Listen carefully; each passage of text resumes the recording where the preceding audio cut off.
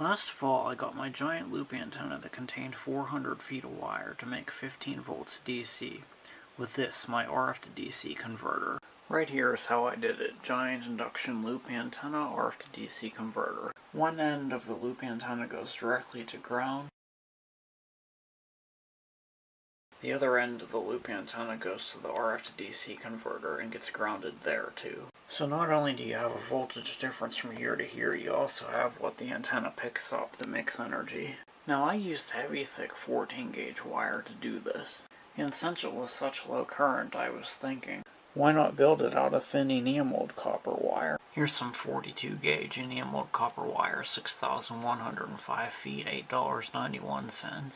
Here is some more magnetic wire, 46 gauge, 15,500 feet, $13 plus $2.60 shipping.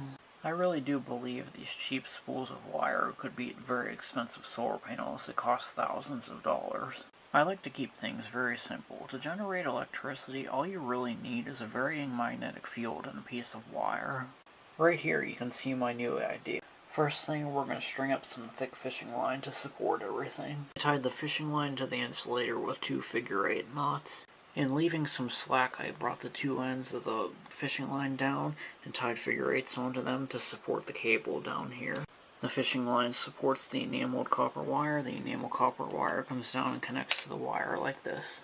I just twisted the ends of the enameled copper wire back around itself and the fishing line. So this way you can take the enameled copper wire and loop it around the antenna many times, adding up to a mile of wire or more. And the 50-pound test fishing line is plenty enough to support this, so even if a bird lands on it, it should not break anything.